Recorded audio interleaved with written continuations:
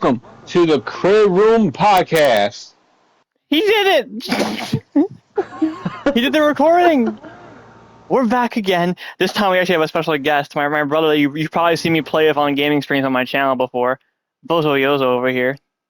Hi, how's everyone? How professional. Thank you for having me. Yeah, of course. Yeah. It's been a long time coming. We're like 30-something episodes in, and we finally got our first guest. Yeah, I'd rather you than him. It's torture. Yeah. I'd rather have him than me, too. Don't we all? Good thing I know what you're gonna don't. Sure. Anyway, we actually do one news story for the end of the episode. Like usual, we'll talk about it at the end. I do one thing. We'll get to that later, though. We're bringing the show first. Yeah. That's really the intro. Yeah, that's it. That's all I got. Are we ready to start the show? Let's begin. All right then. So, hang on, I'm pulling it up. Gotta lock in. All right. So the show opens. This is Andy's first time hearing this. By the end of this episode, he's gonna be like, "Wow, you really take this seriously."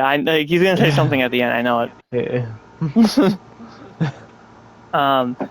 So the show opens with a recap of Night of Champions first, and then Sami Zayn enters with the title over his head. Looks very good, by the way. It's about damn time he gets a world title. Absolutely. He gets a mic, and he says, it seems to him that a lot of folks here tonight came to ride or die the last real good guy. And he says, the overwhelming reaction of love he's gotten in the last 2 days really means something to him.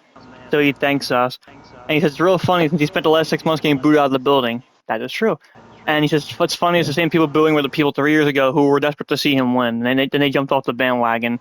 So Sami says, they're petty, and they can kiss his ass because he's a good guy. And that's the same reason he's holding his title in the first place. He never changed. People are just selfish.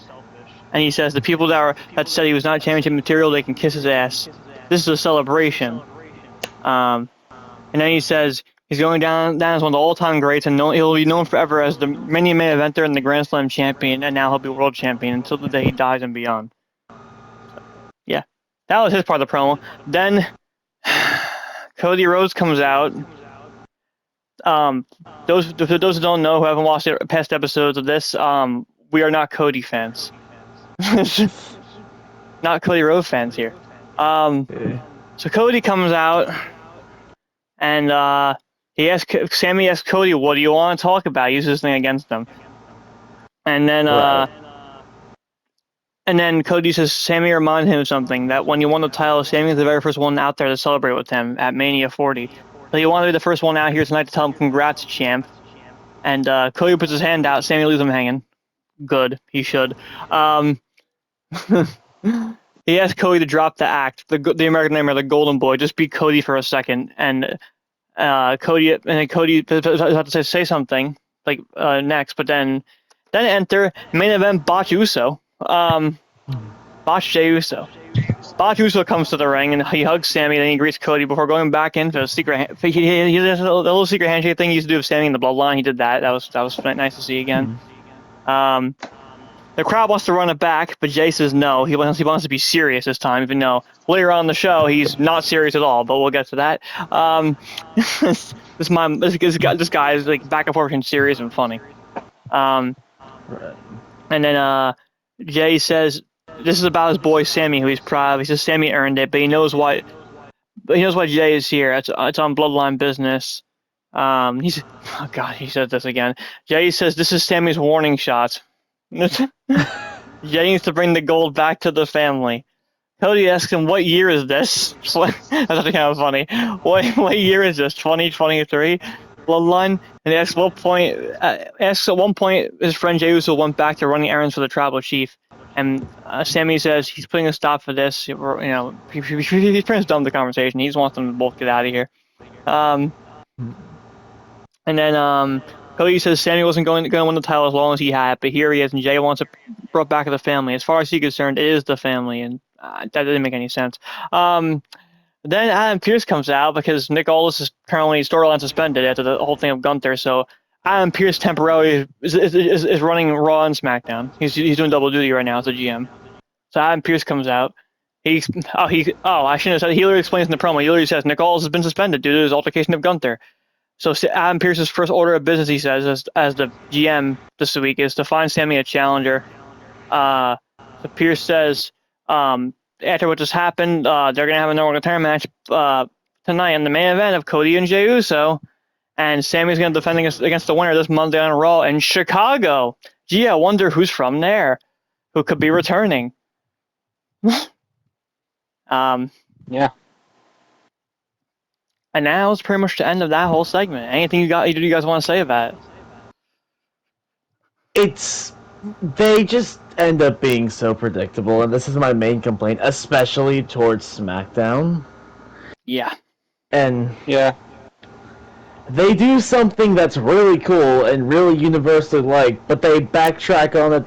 They get cold feet the second they do it, and they do anything in their power to reverse it. I mean, see Drew McIntyre winning in January, and he got like a 3.5 flame, and Cody got one for no reason, and the same thing is happening again. This is not how you make a good babyface. It's just repetitive conveyor belt.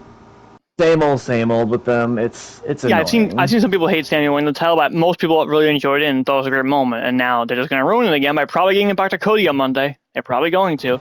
Yeah. Oh yeah. So yeah, they're basically gonna get the Sami Reigns. They're basically gonna be the same exact thing we got with Drew McIntyre earlier in the year. It's gonna be the same thing all over again. Cody loses the belt only to win it back like 2 weeks later. It happens every time now. What's the point of taking it off of him at that point? Might as well just keep it on him. If you're not going to give someone a really good, like a good long reign someone we like, just might as well just keep it on him at that point. At this point, they're just playing in our faces with it, and yeah, it's miserable to watch. Cody's their guy. He's their golden boy. Yeah. This annoys me. But that was it for the segment. Then Charlotte Flair's interviewed in the back. She says she's going to keep teaching Jade Cargill lessons until she gets the lesson.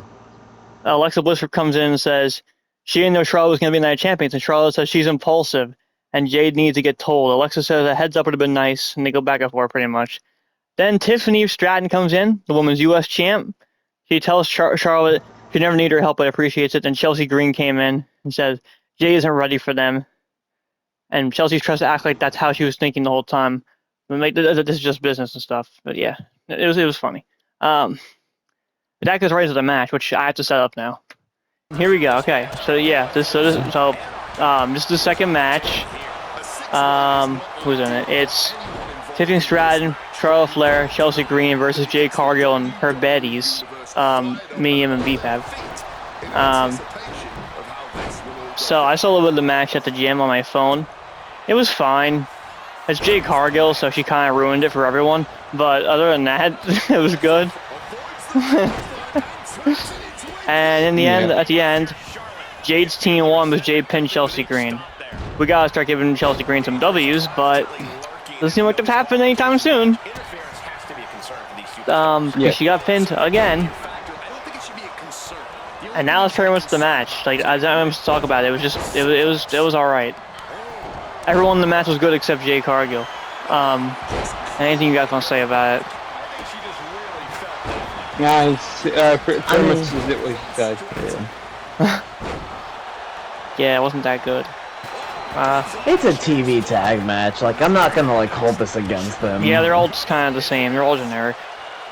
They all follow a very standard formula for Raw and SmackDown, and they always have for the past God knows how many years at this point. Pretty much. Okay, so then Adam Pearce is in the back, and Sami Zayn comes in. He demands an explanation for being booked on Raw when he's a SmackDown guy. Because the draft totally matters. Adam Pearce tries to sell him on it, but it's being a great opportunity in a great city, and he'll invite a bunch of SmackDown people and turn it into a super show. Yeah, because the draft totally matters these days. Sami's about to throw a fit, pretty much, but then he sees Johnny Gargano on a crate, and he says to oh, sorry, I heard fireworks outside. I thought it was thunder. It was fireworks. I got distracted. I just heard them down the street. He tells Johnny he did it. He won the title. He doesn't know if he would have been able to do it without him. He's like his rock. it's proof that if you want to win titles, you stay true to yourself. You gotta do it yourself. Sami tells the board counselor that he's glad she's here, and they take a picture together. Sami Pearce has told him, "You gotta stay true and do it yourself." And that was pretty much it. That was the backstage segment. Don't really care, because Johnny Gargano used to be an NXT legend, and now he's sitting on a crate. What are we doing? Yeah. We used to have demons in this company, man. What are we doing? He used to be something. Johnny used to be something in black and gold. Something great. I was hoping this would lead to the motivation. He was Daniel O'Brien for black and gold. What were you saying? I was gonna say, I was hoping this would lead to something where he would actually get up and, you know, get back into proper Johnny Gargano mode.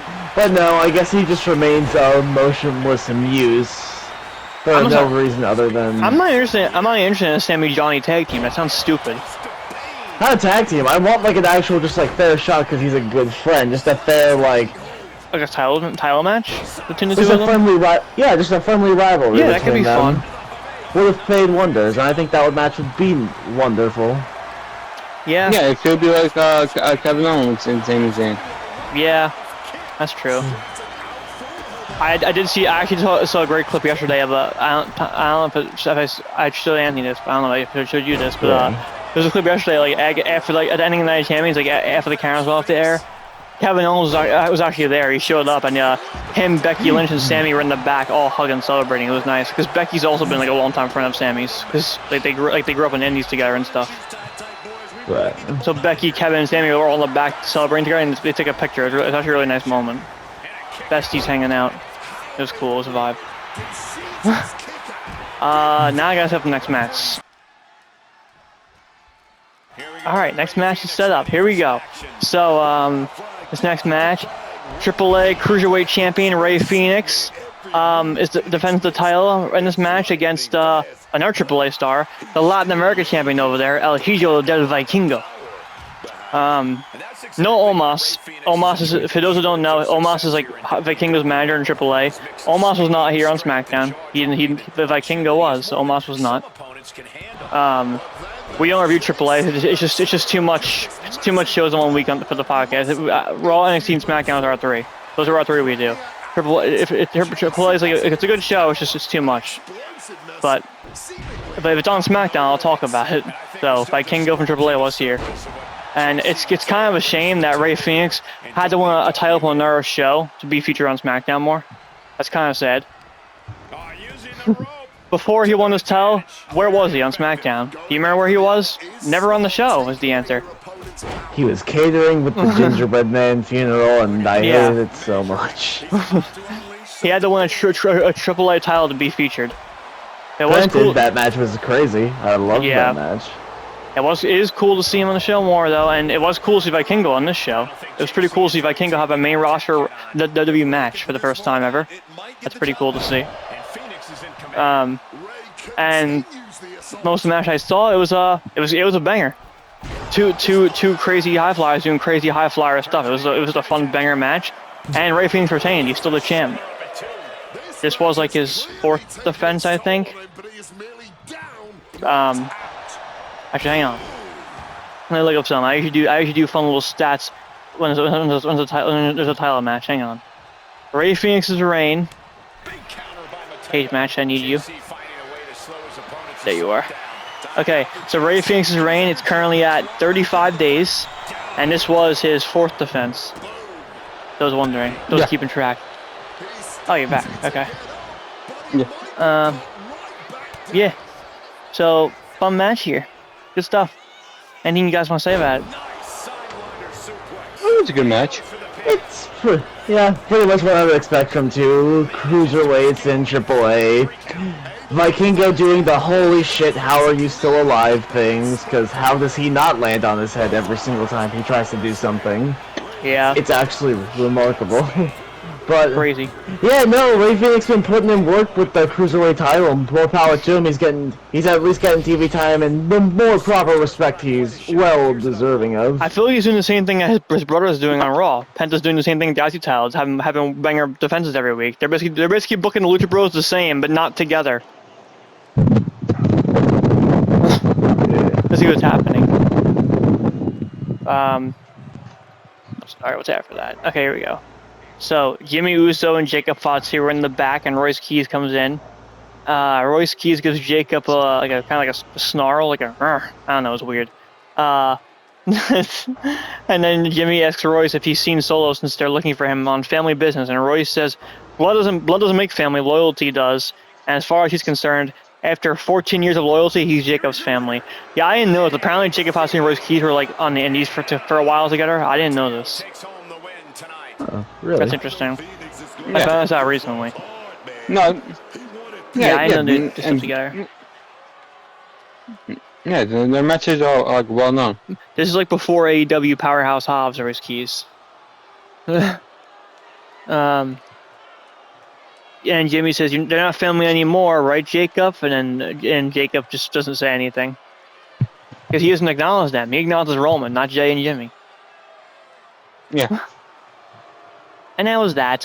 Now, time for the next segment of the show. I gotta set this up now. All right, so up next, the U.S. champion comes out, Trick Williams with Lil Yachty. And they don't get to say anything. As soon as they get in the ring, Carmelo Hayes enters. They don't get a chance to talk. Carmelo Hayes comes out, and I got excited because Trick, for those who didn't watch Trick Williams and Carmelo Hayes in NXT, they have a long history, so it's always fun seeing them together in the same ring together because they have a lot of history. So Carmelo Hayes gets a mic and he says, "There's no other choice but for them to run it back for the U.S. title if Trick is about it." Trick doesn't answer, and Melo says he expected that, but he'll give him his flowers. Everything he does is larger than life. The crowd loves him. He's unstoppable, but only because Melo hasn't chosen to stop him yet. Trick treats the title like an accessory, and he wants one of those. He has a coupon for WWE shop for him. The title around his waist is for workhorses who have the match of the night and who are hungry, and Trick looks like a workhorse who's had too much to eat. He says all this just to ask Trick to prove him wrong by putting the title on the line against somebody who really knows him. He's not buying the greatest of all time line because he's got 2 left feet when he gets in there with him. And Lil Yachty chimes in. He says to Melo, "Who you talking to? This is Trick Willie, who's been nothing short of pure greatness." Now he understands Melo wants a match. He says next week Carmelo Hayes has his match, but it won't be a title match. He had that chance and he blew it. But the champ needs to get his reps in, so he's got the match next week. But when things get tricky next week, Melo will have no more excuses about why he can't get the job done. Then Trick speaks, and he says, "It's funny with all the history they have here. He really does know Melo like the back of his hand, and he literally backhands him in the face and tells him to mind his business while grown folks are talking." And then Carmelo Hayes basically attacks him back. Huh? No, I was about to say, I think that's true. And Yachty's ready to fight. He's about to get involved, but then Trick pulls him off the apron. He's like, "No, you're gonna get hurt. So let's get out of here." You're protecting this boy.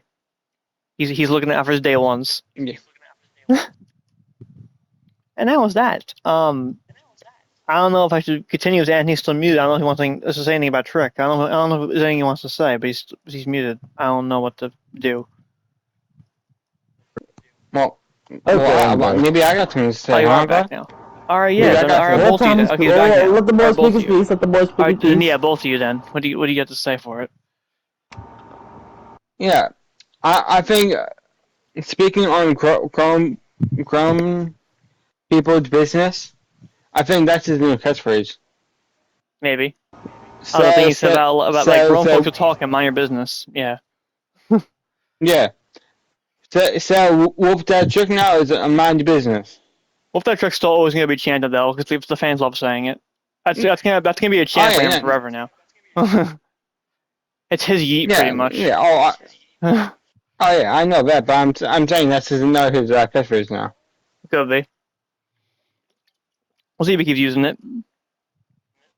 It's like it's weird. It's not for a title match next week. Well, I mean, Yachty kind of explained like he had a shot at the title right and he failed. That's why it's non-title. But maybe it'll lead to a title match at SummerSlam or something. I don't know. But every time they're in the ring together, I'm always excited because they have a lot of history in NXT. So it's always fun to see them together, having a feud together. It's always very enjoyable.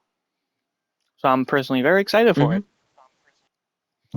All right, that's it. That's it. We're all done with that.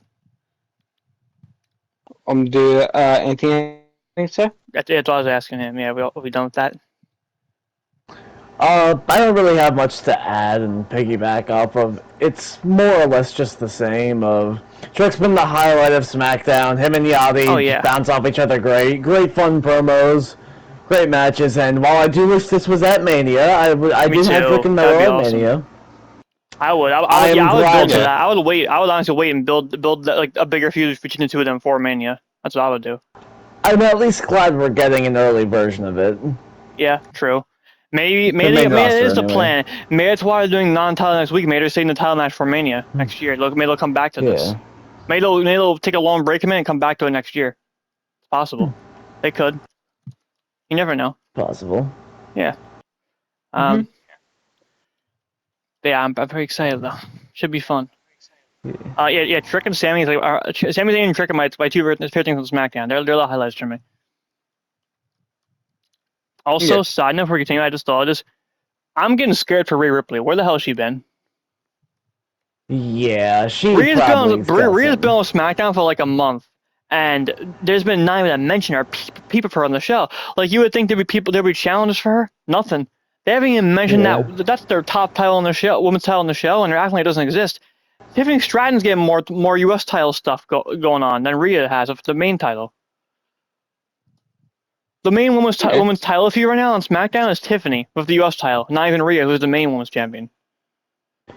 The same title that was just defended on pay-per-view for the first time since its inception at Saturday Night's Main Event. It's kind of scary that like there's not even any challenge going for it, and they haven't even mentioned a peep of her or her title on the show at all. It's like it literally doesn't even exist right now. They're basically acting like it doesn't even exist. A title. It's which makes me worry that she's actually really hurt and she might vacate it. That's what I'm worried about. But there has to be something else going on if they're not even making a mention of her. Yeah, no, they've not even like a video or a video promo or nothing. It's really weird. I'm getting kind of worried that something bad's happening. Yeah.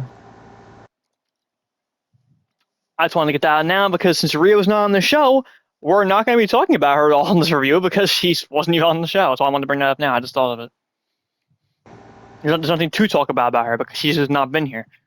So then Danhausen on the phone in his lab while Miz and Kit Wilson are still mind controlled by his machine. And Mark Cardona comes in and Danhausen goes, "Hey, what's up, Zack Ryder?" Woo woo woo. And then he says he's gonna wrestle JD McDonough at Saturday Night Main Event at MSG.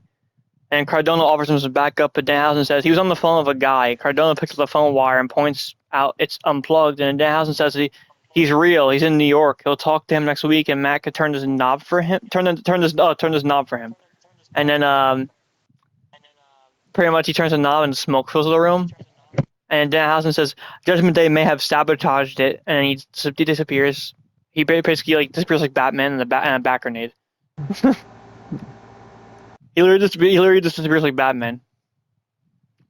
Now next match I gotta set up, which I'm not looking forward to, but it's on the show. I gotta set it up now. And here we go. The next match, Bora Bella. Oh, sorry, I meant Brie Bella. I got her name wrong. Brie Bella with Paige, the Women's Tag Champions. Brie Bella has a singles match. Wake me when it's over. She fights Lainey Reid from Fatal Influence, the faction, and the other two are ringside. Fallon Henley, Casey Jane, Paige are all at ringside. They've been building Fatal Influence up very nicely. For those who have not seen them in NXT, they got really good. The first year kind of sucked, honestly, but over time they got really good, and now they're making a pretty good impact on SmackDown so far. They've actually been pushed pretty good. Last week, Casey Jane lost to Paige, which I didn't like because you should be building your new stars, getting them wins. Paige didn't need it. So I'm happy to say tonight, though, they did give the faction a win. Lainey Reid beat Brie. It was nice to see. She won. And because of that, they actually announced on commentary that They are getting a women's tag team title match at that Saturday Night Main Event show, so that should be fun. Hopefully they win the tag titles and get it off this team. Because Brie's washed. She don't need to be a champion in 2026. She didn't even do the yes lock right in this match when you would think that's Daniel Bryan's move, her husband. You would think he would teach her how to use it correctly, and she botched that too. It was more of like a weird surfboard Frankenstein combo of a thing. I don't Your really husband know does that move. How would he not teach you how to use it correctly? Makes no sense. I don't understand. Definitely was not the crossface. No, not at all. No. So they get the faction win, which is nice though, and that was really it. Anything you want to say? I just didn't care about this. It was a bathroom break. Yeah. That's my opinion on it. So what do you guys have to say about it? Simple setup and like, you know, interference distracts babyface. Like that happened a little bit too. Oh, yeah, that's another thing that happened I forgot to mention. Yeah. But there was a little interference. Pretty much JTJ and Fallon got involved and Paige just stopped them. That was really it. Yeah. Just, you know, pretty basic stuff, but yeah. Okay. Just a side note I want to mention about the Bellas. I was telling you this earlier when we were at the gym, Kyle, how the Bellas are probably the biggest benefactors of WWE's style of telling a very revisionist history. Because I was watching as a kid, and they were like talked about as like pioneers, like before the Horsewomen, and like they were fine. They were probably fine. They think so high of themselves. Their egos annoy me. People liked Paige and Paige is good. AJ Yeah, I still like Lee Paige. so much more. Yeah. Because obviously they had a bit more interesting characters going on. They obviously wrestled better, and it's. I may be a little biased toward Paige since we met her in person like 2 months ago, but I also am a fan of her she's still. Very nice. Yeah, even if I didn't meet her though, I was still a fan before that though. So I'm being a little biased, yes, but even before I met her, I was still a fan. Yeah.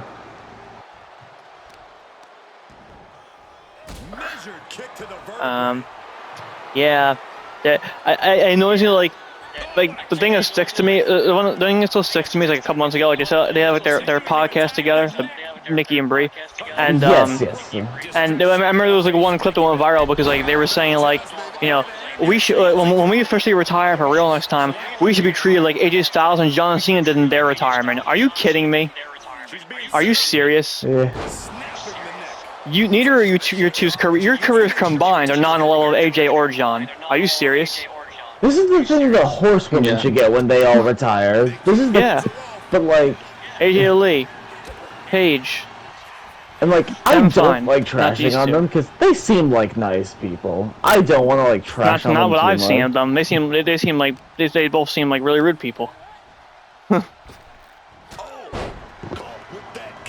I don't even want to meet them. They both their egos make them seem like very rude people. I don't even want to meet them. They just annoy me. That's all I have to say about them. They just annoy me. I'm just not a fan of them. Never have been a fan of them, and probably never will be. Yeah, they are not all that. They obviously didn't really come from the best time for women's wrestling. It was definitely towards the end of the dark ages of women's wrestling in the late 2000s, early 2010s. Yeah. So many, and like... Yeah. Yeah. There was just so many before and after them that deserve their flowers too. I don't know. I'm just going on a tangent. I'm sorry, Kyle. Please No, continue. it's fine. You're right. Like, they're just not stars like they think they are. That's the whole point of it.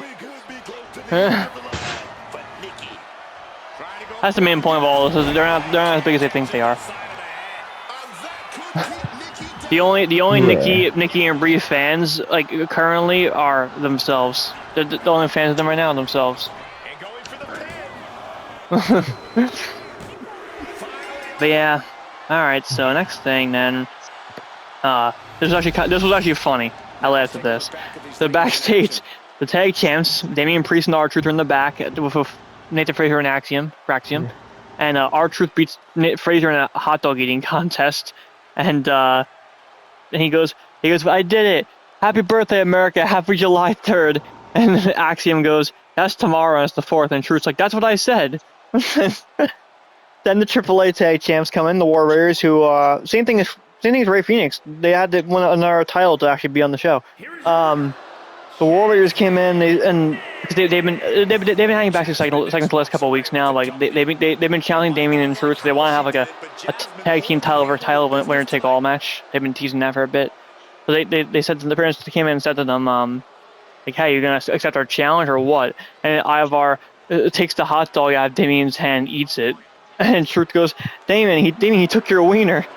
And then Ivar spits it out, and Truth goes, you have to swallow it. So that was kind of funny. I laughed out loud at that. And then Damian says, look, Nick Aldis isn't here, so he doesn't know when it will happen, but they're a game. They're all like, he'd be appearances. Let's do this title for title. And then R-Truth says to Ivar, he goes, yeah, Warbeard, you're gonna lose your mask and your hair when we have this match.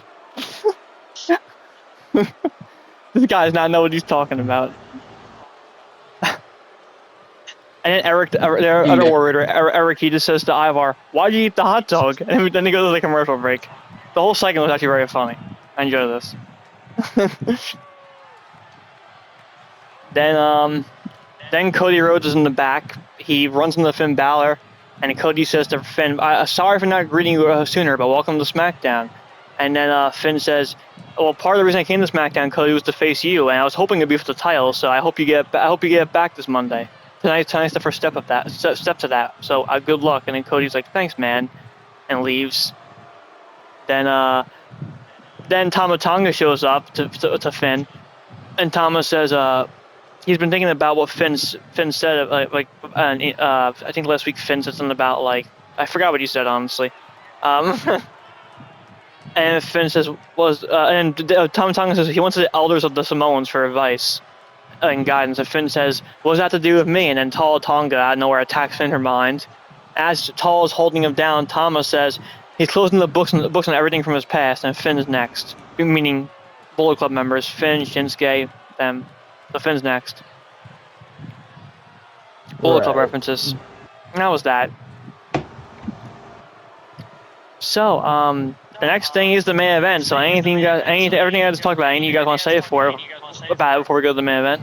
About to be next. I don't care for the skit with Damian, Truth, and the Warrior on the basis of it's putting just Fraxi on both of them in just oh, we just need you for comedic bits. Obviously, a lot can change in a month, See Sami Zayn. They can't even be put over in a fucking hot dog eating contest. Come on, It was man. funny though, but yes, they shouldn't be in it. That's more meant for a New Day. Yes, they shouldn't be in it. That's more meant for a New Day. But granted, I mean, a lot can change in a month. See Sami Zayn a month ago, he was dealing with a goddamn gingerbread man funeral. Yeah. That's true. And it does annoy me that the one thing I do like though is even though they were in a comedic segment, I'm glad they made Damian Priest still serious in this because usually normally if it's a serious character in a funny segment, they'll make the serious character act really stupid. Damian kept his cool and stayed serious, which I liked. I forgot to mention that too. You know what I'm trying to say? You know this coming words. Yeah. Usually they'll make a serious character. They're in a goofy segment. They'll act stupid and silly. But Damian Priest was still a serious character. I'm glad they didn't probably change his character or anything in this. He stayed serious. That was nice to see. I just kind of wish they would just let him run it. I kind of just wish Truth and Danhausen were a comedy tag team and Damian was on his own again. I want to see a Truthhausen team. And I want Damian to become a singles guy again. Yeah. And challenge Trick Williams or something. Imagine that, Trick and Damian with the US title. Oof. Sign me up for that. But, yeah. That was that. I gotta go to the main event now. Go. Alright. This is the main event that was set up in the opening segment. Botch Uso versus Cody Rhodes in a number one contender match for Sami. And again, the winner will face Sami for the belt on Monday on Raw in Chicago, where a certain big name is from, who's not on TV right now. The match was not good because it's Jey Uso and Cody. It was not good. And quite honestly, I didn't think this was a good match. I thought this was a pretty bad main event. It wasn't the worst main event ever. No, like I'm not gonna like go off and rant about it. It wasn't the worst main event I've ever seen, but it was pretty bad. I'll say that it was still pretty bad. Like it wasn't bad as in like this is so terrible. I can't watch this show. It was just bad of like I'm bored. I'm gonna go on my phone and not pay attention. That's pretty much what it was for me. It wasn't like turning off the channel. It was more just like I'm just gonna go on my phone and ignore it and just not really pay attention to the match. It was just boring. It wasn't bad. I shouldn't say it was bad. It was just boring. It was boring. And no surprise here, Cody Rhodes won 3 crossroads because he needs to do his finisher 3 times to actually make it work. For Jey Uso too. This isn't even Roman. This move means essentially nothing. He does 3 crossroads to everyone to win a match, not just Roman, just to everybody. I know, right? By the way, that's another thing. Side note, like your finisher is pretty much weak to me if you get to use it 3 times to win. On a TV match. Yeah. Like WrestleMania, sure. Give me that dramatic nail in the coffin. But so you're telling me your finisher's weak then, because you're telling me if you use it one or 2 times, it'll never win a match. You have to use it 3 in a row every time to win.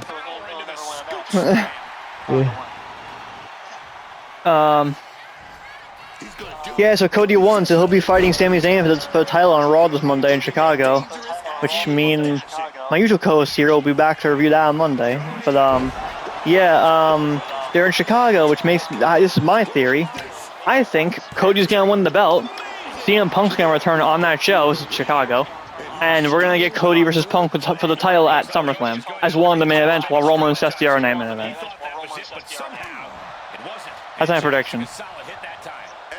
Okay. I think our two SummerSlam main event nights for both nights. I think we're getting night 1 Punk Cody, night 2 Roman Seth.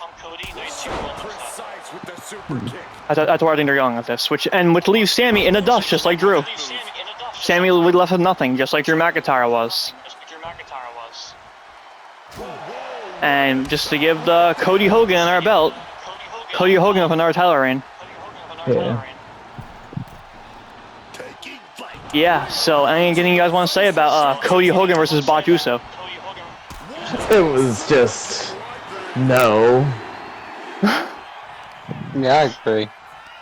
Yeah, same. We're all in agreement on that one. Yeah. And that was the show, pretty much.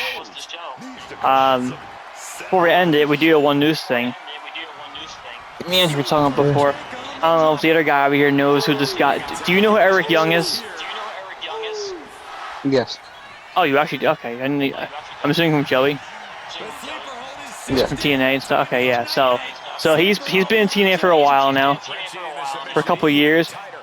Last week he actually got he's done with the company. He left TNA. He's done.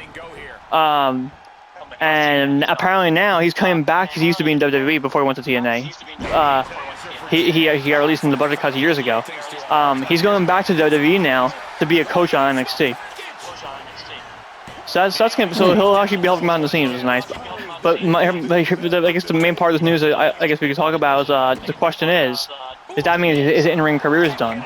Is he retired from wrestling? That's what I'm wondering.